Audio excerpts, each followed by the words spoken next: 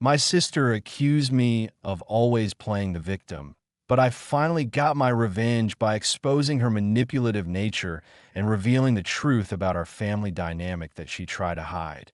Hey, Hajji, longtime lurker, first-time poster. This story has been years in the making, and I finally get to share it. Strap in. My name is Claire, 32F, and I grew up in a family where favoritism wasn't just obvious. It was practically a family tradition. My older sister, Emily, 37F, was the golden child. She could do no wrong. Me? I was the difficult one, the dramatic one, the one who was always playing the victim. Their words, not mine. Emily was the type of person who could step on your foot and then cry that you hurt her. If she forgot my birthday, it was because I didn't remind her. If she broke my things, it was because I shouldn't have left them out, even if they were locked away in my room. If I ever stood up for myself, she'd roll her eyes and say, God, you always act like everyone's out to get you. My parents ate it up. They made excuse after excuse for her while holding me to impossible standards. If I ever pointed out the unfairness, my mother would sigh dramatically and say, why do you always have to be so negative? I learned early on that arguing was pointless. The best thing I could do was build my own life away from them. And that's exactly what I did. The moment I graduated, I moved out, worked hard, and made a comfortable life for myself. I wasn't rich or anything, but I was stable, no debt, a nice apartment, and a job I actually enjoyed. I kept my distance from my family, only visiting on holidays to avoid the why don't you ever call guilt trips. Then last year, something changed. Emily decided she wanted to be closer as a family. Out of nowhere, she started calling me, texting me, trying to meet up. At first, I was wary, but I figured maybe, just maybe, she had changed. She hadn't. The first few times we hung out, it was fine. Surface level conversations, nothing too deep. But soon, the old Emily started slipping through. She made passive-aggressive comments about my fancy lifestyle. Again, I'm not rich, I just have savings. She mocked my job, implying it wasn't real work compared to hers. And, of course, she started talking about how hard things had been for her. That's when I realized what was happening. She didn't want to reconnect. She wanted something. Sure enough, one day, she dropped the act. Since you don't have kids or anything, you should really consider helping mom and dad more, she said over coffee. I blinked. Helping them how? She sighed like I was being dense. Financially. They're struggling. I knew no such thing. My parents weren't wealthy, but they weren't destitute either. And Emily? She lived with them. If anyone should have been helping, it was her. When I asked for specifics, she got vague. Bills are piling up, she said. Medical expenses. It's a lot. I asked her how much money they needed. She wouldn't say. She just kept pushing this vague idea that it was my responsibility to contribute. I didn't commit to anything. Instead, I decided to call my parents directly and ask if they were okay. And guess what? They had no idea what I was talking about. That's when the pieces fell into place. Emily wasn't worried about them. She was worried about herself. She wanted money. But instead of asking me directly, because she knew I'd say no, she tried to guilt me into handing it over under the pretense of helping our parents. That was strike one. Strike two came a few weeks later when she really overplayed her hand. My parents decided to host a family dinner. I wasn't going to go, but then Emily sent me a message. You should come. Mom and Dad have something important to discuss with you. That sounded ominous. Against my better judgment, I went. The dinner started off normal enough, but about halfway through, Emily cleared her throat dramatically and said, Mom, Dad, don't you have something to say to Claire? They looked confused. Emily pressed on. About the house. Now they looked really confused. Then she dropped this bombshell. I was thinking, since Claire has that nice apartment and isn't tied down, maybe she should take over the mortgage here to help out. Silence. I just stared at her. You want me to pay for this house? She smiled sweetly. Well, yeah, it would take the burden off mom and dad. And it's not like you can't afford it. I turned to my parents, expecting them to back me up, but they just sat there, avoiding eye contact. I realized then that Emily had been working on them behind the scenes, spinning some sob story to make them think I should be the one to take on their mortgage. It wasn't about helping them. It was about securing a free ride for herself. Strike three. I put down my fork, took a deep breath, and said, Emily, if you're struggling with money, just say so. Don't drag mom and dad into it like this. Her eyes widened in fake shock. Wow, Claire, really? You think this is about me? She let out a humorless laugh. Unbelievable. You always twist things to make yourself the victim. There it was. The classic Emily move. I turned to my parents. Is this something you actually need? Or is this Emily's idea? They still wouldn't look at me. My dad finally cleared his throat and mumbled, Well, Emily said you were doing well, and we thought maybe you could help out a little. Emily immediately jumped in. Exactly. We're family. Families support each other. But I don't live here, I pointed out. You do. And last I checked, you have a full-time job. Emily's face twisted like she'd just bitten into a lemon. I have expenses, Claire. You wouldn't understand because you're so selfish and only think about yourself. That actually made me laugh. Emily, I live alone. I pay all my own bills. No one covers for me. Meanwhile, you live here rent-free and you want to take on a mortgage? How does that make sense? Mom sighed like she was exhausted just listening to me. Claire, don't be so dramatic. Dramatic? I repeated, my voice rising. You're asking me to pay for a house I don't even live in, and I'm a dramatic one? Emily sat back, crossing her arms. I knew you wouldn't help. You always act like you're better than us. That was rich, coming from her. Okay, I said, standing up. If this is how this conversation is going, then I'm done. I grabbed my bag, but before I could leave, Emily let out a sharp, bitter laugh. Typical. Always running away when things get tough. Just like when we were kids. That stopped me in my tracks. I turned slowly. You mean when you bullied me constantly and mom and dad did nothing? You mean when I worked 2 jobs in college while you partied and they still treated me like the screw-up? You mean when I moved out because I had to if I ever wanted to be treated like an actual person? Emily opened her mouth, but for once, she had nothing to say. I looked at my parents. You were going to let her manipulate me into this, weren't you? Mom finally looked up. She just wants what's best for the family. I nodded, the last shred of hope I had for them evaporating. Got it, I said. I walked out that night thinking I was done. I told myself I wouldn't get dragged back into their nonsense. But deep down, I knew Emily wasn't going to let this go. And I was right. A few days later, I started getting messages from relatives, some I hadn't spoken to in years. Claire, how could you be so heartless? Your parents need you. Emily told me what happened. I didn't realize you were so selfish. Family is everything, Claire. You wouldn't be where you are without them. Don't forget that. Emily had wasted no time twisting the story to make me look like the villain. I ignored most of the messages, but when my aunt, one of the only family members I actually liked, called me, I picked up. Claire, what's going on? She asked, skipping the pleasantries. Emily told me you stormed out after refusing to help your parents with their mortgage. I sighed. That's not what happened. Then what did happen? So I told her. Everything. How Emily had been trying to guilt trip me for weeks. How she set up that dinner to ambush me. How my parents just sat there, let her do it. When I finished, there was silence on the other end. Then my aunt let out a heavy sigh. That girl, she muttered. I swear, she's just like your mother. That caught me off guard. What do you mean?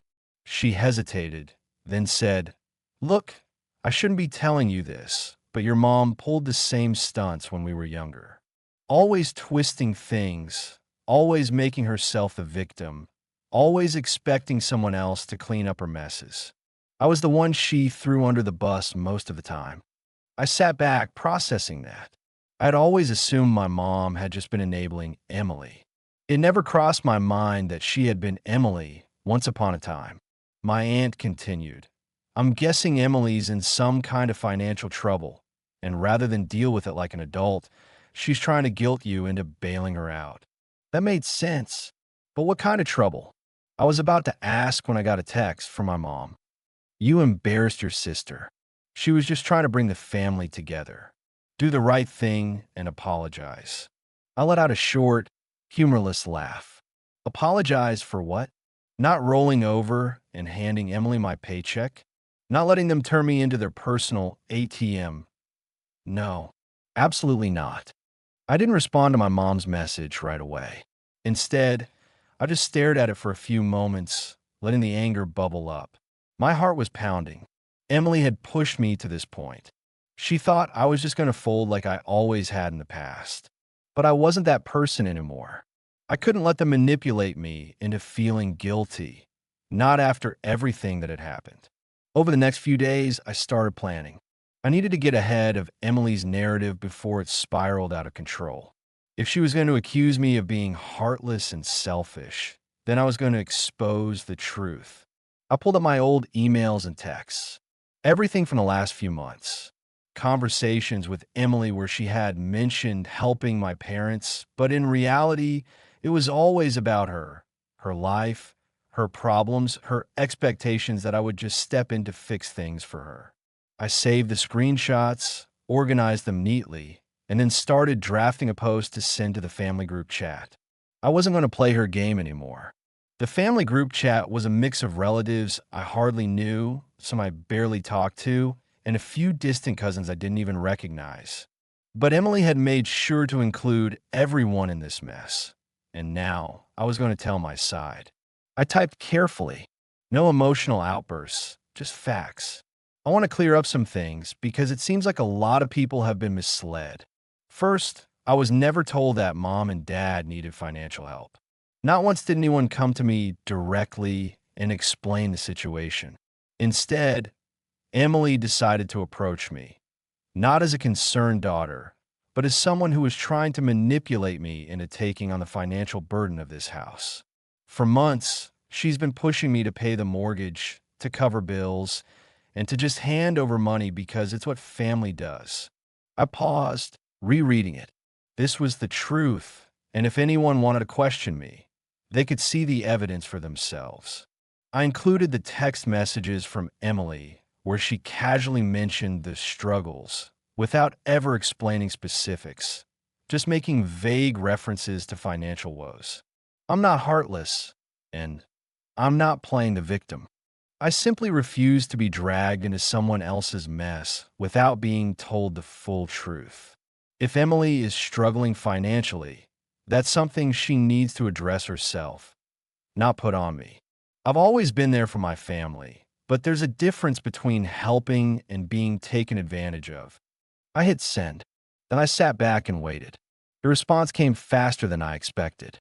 My phone buzzed within minutes. A flood of messages started pouring in. Most were from family members who had somehow been swept up in Emily's drama, all saying the same thing. I was in the wrong. But then, a few hours later, something changed. My aunt, yes, the one I talked to earlier, sent me a message. Claire, I didn't want to get involved, but I need to tell you something. I've seen this behavior in Emily for years, and it's only gotten worse. She's always been manipulative, but lately, it's been escalating. I think she's been hiding a lot more than she's letting on. I read the message over and over. What did she mean by that? What had Emily been hiding?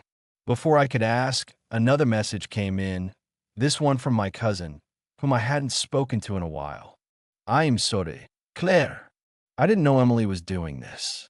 I thought you were the one who was making things difficult, but now I see what's been going on. You're right. She's been trying to make you look bad, and I didn't realize how much she was playing everyone. That was unexpected. As more messages came through, it became clear that the family was starting to split. Some sided with Emily, but others, like my aunt and cousin, were finally seeing the cracks in her facade. I knew the drama wasn't over yet, but this was a small victory. It felt good to know that, at least with some people, the truth was coming out. But Emily wasn't going to take this lying down. The next day, she called me. I answered, steeling myself for the inevitable confrontation. "Claire," she said, her voice tight, "you really did it, didn't you? You went and aired our dirty laundry for everyone to see." I didn't let her guilt trip me. "You've been playing this game for far too long, Emily. You can't keep using me to fix your problems." "I don't need you to fix anything," she snapped. "You've ruined everything. I was just trying to help you see that family comes first." "Family comes first?" I repeated. Funny how that only applies when it benefits you. She was quiet for a moment. Then her voice dropped to a low, dangerous tone. "You'll regret this, Claire. You have no idea what I'm capable of." I felt a chill run down my spine, but I stood firm. "I'm not afraid of you anymore, Emily." She hung up on me. It's been a few weeks since that phone call with Emily, and things have only escalated. After the family drama hit its peak, Emily made sure to call every person she could to paint me as the villain. She tried to claim I was trying to tear the family apart and ruin everything because I refused to help them out.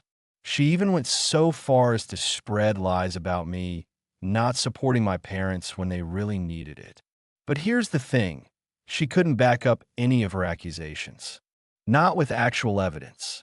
Meanwhile, I had the texts, the messages, and the receipts to prove everything I said.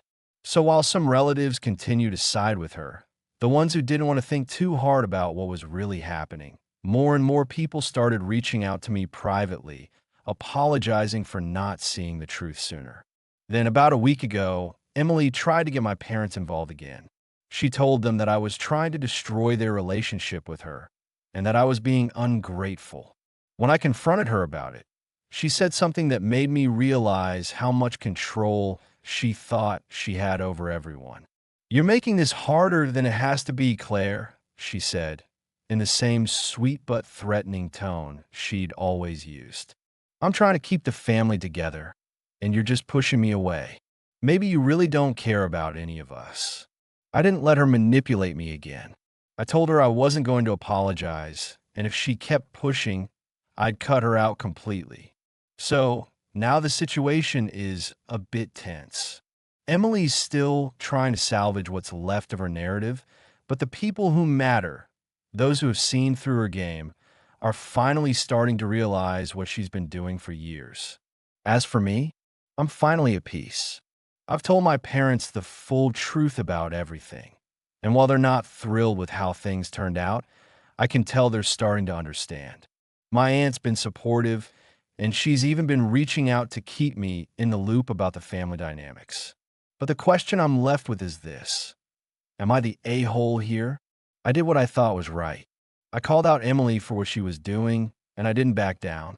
But I also know I've hurt a lot of people in the process, especially my parents, who were manipulated into thinking I was the one who had the issue all along. I'm not proud of how things went down, but I also don't regret standing up for myself. So Reddit, what do you think? Am I in the wrong for exposing Emily's manipulative behavior? Or did I do what any sane person would do? If you found yourself dealing with similar family drama, drop a comment below and share your story. Do you think the situation could have been handled differently? Or was this the right move? Make sure to like if you can relate, and don't forget to subscribe for more real-life stories and updates.